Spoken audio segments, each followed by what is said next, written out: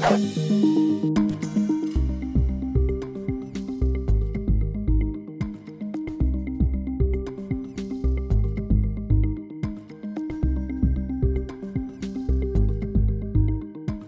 now, from the CFTK-TV studios, this is Open Connection with your host, Robert Pictou.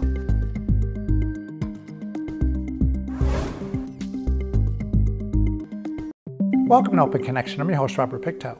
Lighthouses hold a special place in many hearts. There's something romantic about these coastal beacons that were once the most important landmarks for those who traveled by ship. They fascinate with the historic tales that surround them, as well as their magnificent yet often lonely settings. On today's Open Connection, we open our archives to bring you this story from 1988. Last October, the Coast Guard announced its plans to remove lightkeepers from the Lawyer and Lucy Island lighthouses near Prince Rupert. Fishermen and other mariners objected strongly to the scheme. One of the loudest complaints involved the loss of weather information from the area. Mariners complained that without lightkeepers on the islands, information would no longer be collected to warn them of stormy conditions, especially near the mouth of the Skeena River. The Coast Guard was taken aback by that argument. It had been virtually ignored in a report on automation done by UBC professor Dr. Paul LeBlond. But the Coast Guard now believes it has a solution to that problem, and 2 weeks ago, a new weather buoy was deployed in Chatham Sound from the icebreaker Martha L. Black. Well, it's a 6-meter Nomad buoy. It weighs approximately 10 tons, and the buoy samples air and water temperature, wind speed and direction, and wave height and period. The buoy, worth $250,000, was deployed January 28th, just south of Greentop Island. AES has looked at the area, and they have determined that this will give the best weather to show the whole general area at the entrance to the Skeena River. The position right now is on a trial basis. If it works out that it's not the best location, then we could relocate it. Have you looked into whether it's going to interfere at all with the fishing fleet in the area? Has that been addressed? We have looked at the fishing charts that Department of Fisheries has. The buoy itself is big, but as far as the whole area, it's a very small thing and quite close to Greentop Island. So as far as interfering, it should be very, very minimal. And that versus the benefit of getting the weather is a payback. Deploying and servicing weather and navigational buoys is a task the Coast Guard is well versed in. The crew of the Martha L. Black has done such operations in rather inclement conditions, but the weather cooperated for the job in Chatham Sound. Well, it was very typical that we would have done for a navigation-type buoy. In this case, we used 60 fathoms of chain and a 5-ton rock, and the weather buoy, it was just lifted over and placed over the side. When the rock was then put over, and when we were in the exact location, we were taking visual bearings constantly, and with the depth of the soundings being taken constantly as well. When we knew we were in the exact location, we just released the rock and we pulled the chain over, and the buoy was in position. How many crew members are involved in this deployment, and how does the communication work amongst them all? Well, we have an officer in charge on deck at all times when we're doing buoy work with the weights and buoys of this size, and a bosun with 7 deck crew, and they all have their own unique jobs and are quite experienced at this type of work. We do these buoys quite a bit. Once the buoy was anchored, an expert from the Atmospheric Environment Service went to work on the buoy itself, setting up its mast and sensors. The Coast Guard is calling the new weather buoy a trial project, but it seems it's quite determined to maintain the service. The actual device deployed 2 weeks ago is only temporary, however. This buoy will be in around 3 months. It's an offshore buoy that is scheduled to go out later in May, I believe, off the Charlottes, and it will be replaced with a 3-meter discus inshore weather buoy. Will that be a permanent placement? Right now we're looking at permanent, yes. Both buoys will transmit the data they collect in a similar fashion. Okay, well, the data is collected by a small onboard computer. It's encoded. It goes to a transmitter on board the buoy, which then transmits it to a geostationary satellite, and the data is then relayed to a ground station in Vancouver. And from there, it's put onto distribution circuits, which sees it eventually winding up in the newsroom and in Coast Guard radio stations. So how is it that the mariners then can access on the this continuous information? marine broadcasts. Open Connection will be right back after these messages.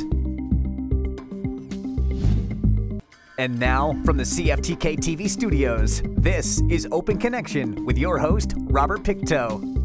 Thank you for staying with us. During World War II, the German Navy deployed weather buoys in the North Atlantic and the Barents Sea. Air and weather temperature, atmospheric pressure, and relative humidity were encoded and transmitted 4 times a day. When the batteries were exhausted after about 8 or 10 weeks, the unit self-destructed. Let us return to the archives as we hear some concern mariners had out of machine-generated weather information.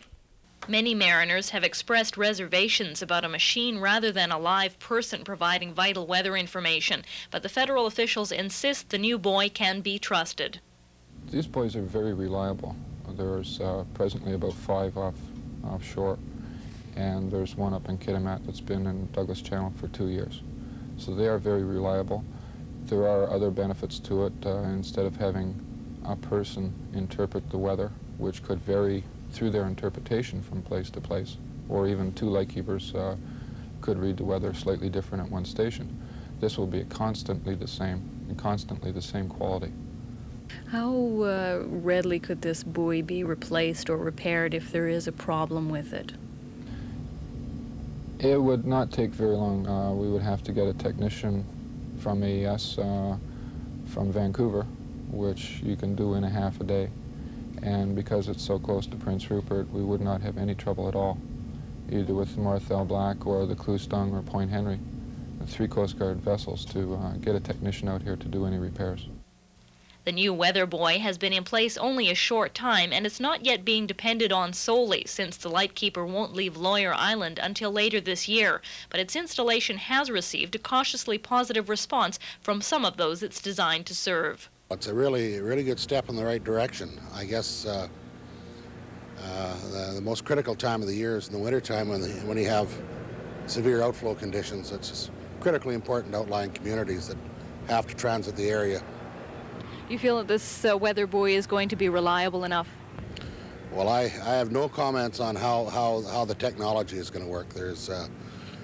There was older technology on Rose Spit that had a terrible record, and that's one of the most critical areas we had. But this is newer technology, and I guess the jury is out on that. We'll see how it works. Does this make you feel a bit more comfortable about the automation of Lawyer Island?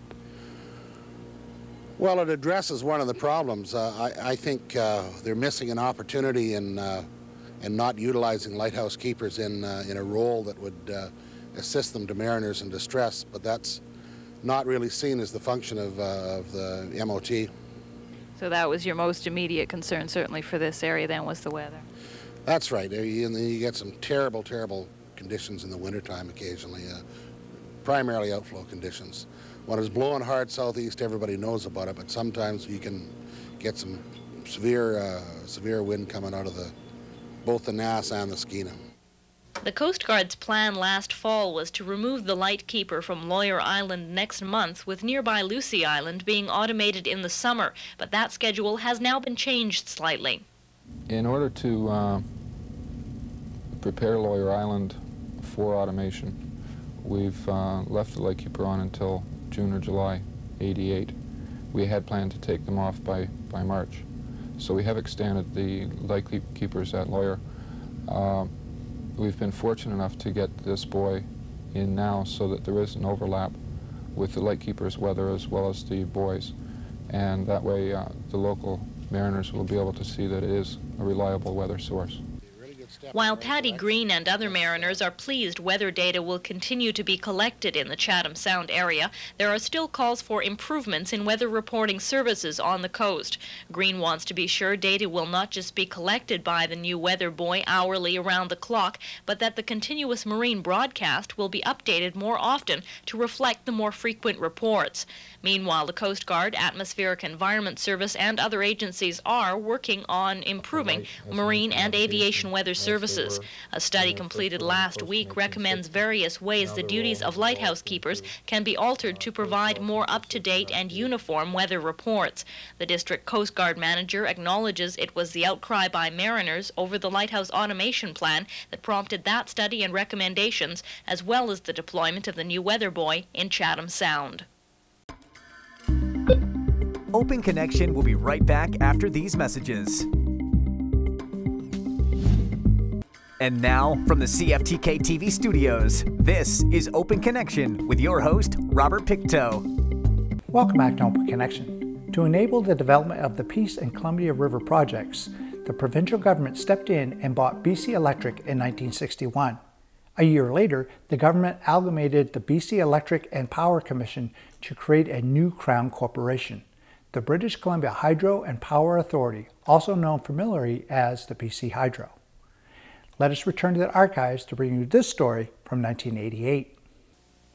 The provincial government has confirmed the BC Hydro grid will be extended to Stewart. The announcement was made by Minister of State for the North Coast, Dave Parker. I have a really pleasant duty to confirm to you today that the transmission line from Mianche to Stewart will commence this spring.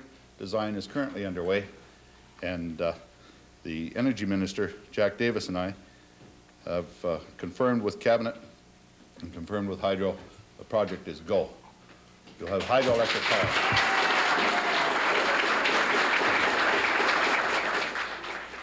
Former Mayor Gary Hubbard is one who's worked hard to get that hydro extension to Stewart. He now sees the way paved for industrial development. Today is a very historic day in the history of Stewart. The connection to the BC Hydro grid has been a dream for this community for as long as we've been here. And I don't believe that there could be any other announcement that can make this community happier at this time, or a decision that holds more promise for the future of this community and the Northwest. I will never forget the frustration of discussing development proposals with prospective employers. The discussion was always positive until power was mentioned. And the next thing that happened, the guy was on his way south on the Bear River Bridge and you never saw him again. Hubbard says Stewart now has the opportunity to realize its potential as a strategic transshipment point and processing center on the Pacific Rim. Now stability through diversification of our economic base will be possible. And Stewart will never look back. We now have a very promising future. Even though, as Hubbard says, the opportunity for diversification is now in place, the first industrial subscriber to BC Hydro in Stewart will be a mining company. Mining has been the mainstay of the community through booms and busts, reaching back to the early part of the century. Westman Resources plans to reopen the old Silback Premier and Big Missouri gold mines. The properties are about 20 kilometers from Stewart, and the major workforce will be based there. Ross Banner is project coordinator. We have made a decision at the moment to go with BC Hydro. We have negotiations yet to complete with them, and those are proceeding.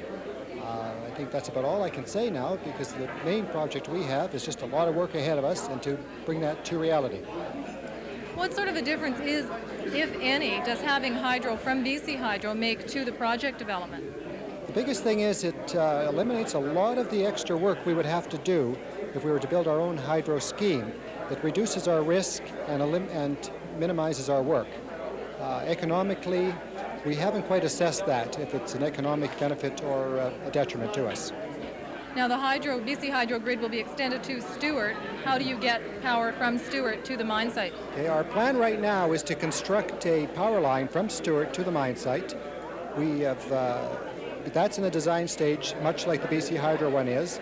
We have connection negotiations to make with BC Hydro here in Stewart, We have transmission negotiations to make with BC Hydro through Stewart, and also transmission negotiations to complete with the Americans through the Hyder portion. And that design work, those negotiations are ongoing right now.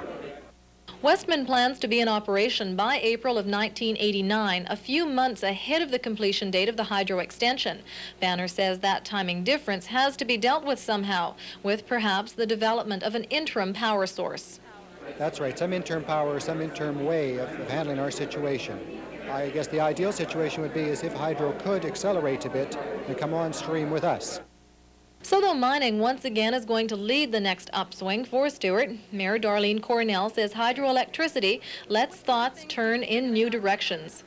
Well, it now gives us the opportunity to proceed with possible wood processing plants, perhaps fishery type things. We just have an open world to us now that we're going to have the hydro on a transmission line.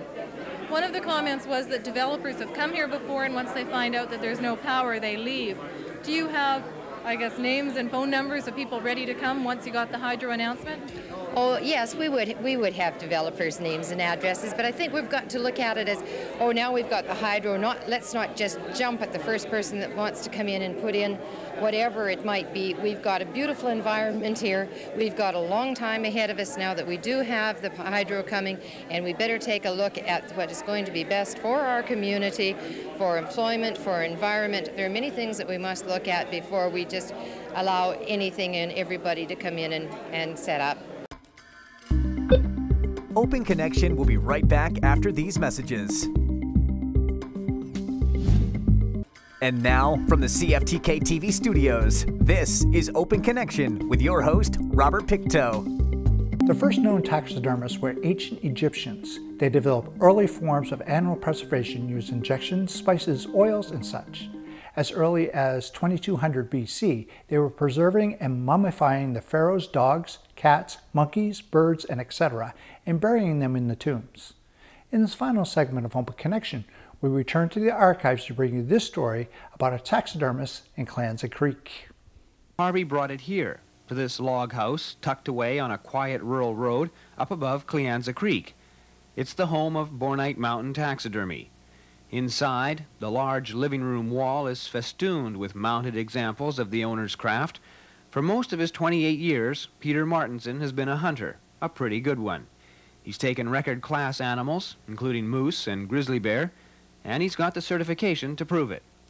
And for almost as long as Peter Martinson's been hunting, he's been practicing taxidermy, starting off as a youngster stuffing squirrels.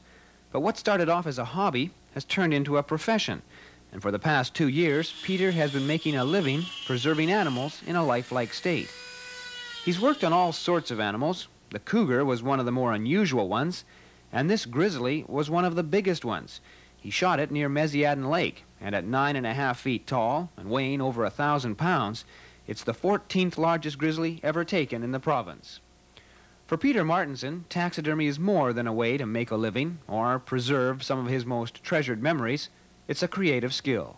I look at taxidermy more, it's more of an art than anything else. A lot of people can draw or whatever, but that doesn't make them an artist. So, and I look upon it as an art, and some are better and some are. So what does make a good taxidermist compared to a mediocre one? Mostly realism. You look for realism, and the second part of taxidermy, of course, is always preserving, but you don't want the thing to fall apart in a year or anything, but if it's properly tanned, as I stated before, it's generally no problem nowadays. So how long would a mount last? Oh, it would outlast your lifetime anyway, you know. In proper, like museums in atmospheric conditions and things like that, they last, oh, quite a long time, yeah. Each species of animal presents particular difficulties to the taxidermist. Fish are tricky because the skin is thin and tears easily. As well, the color must be painted on by airbrush, a delicate task. Birds, too, pose special problems. The feathers can be readily messed into unnatural shapes, and if stained with a substance, are not easily washed. But those are minor difficulties compared to the knack it takes to instill a measure of realism in each specimen.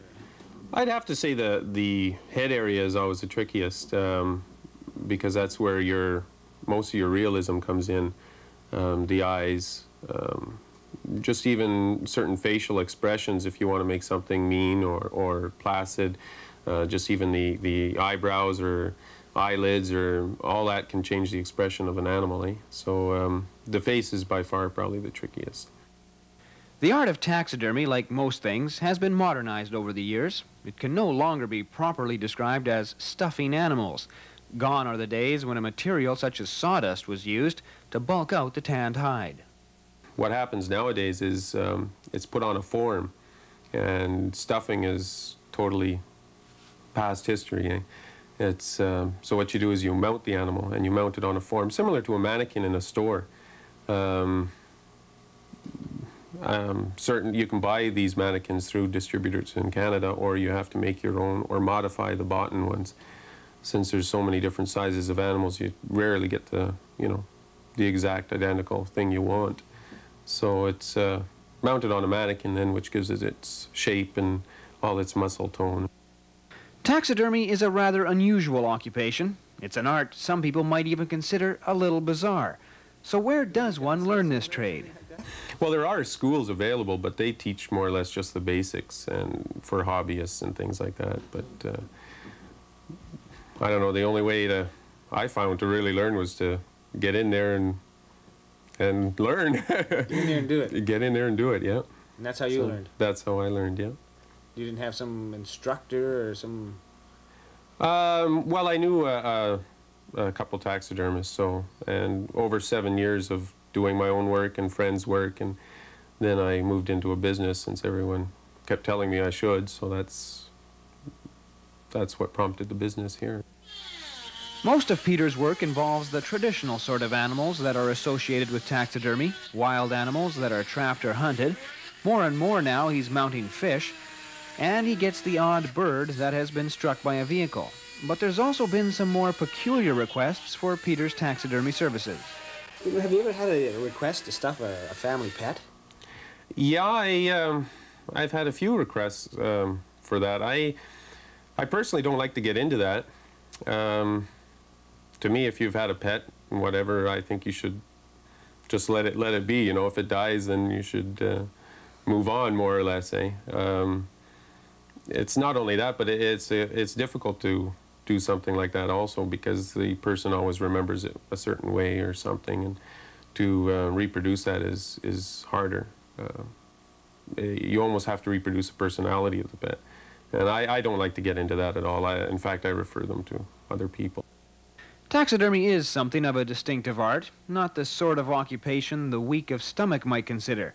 For some, the trade conjures up images that are a bit messy, images associated with the skinning and cleaning of the specimen. But Peter says most taxidermy work really isn't too unpleasant. Actually, it isn't. Once the animals are tanned, and it's very clean, actually. It's no more dirty than your leather belt or shoes or whatever. And from there, it's a matter of sculpting and fitting the hide to a form. So it's very clean. Thank you for joining us for this episode of Open Connection. The greatest distance in the existence of man is not from here to there, but the connection from his mind to his heart. If we can conquer that distance, we can soar like an eagle and realize our message within. I'm Robert Pictou.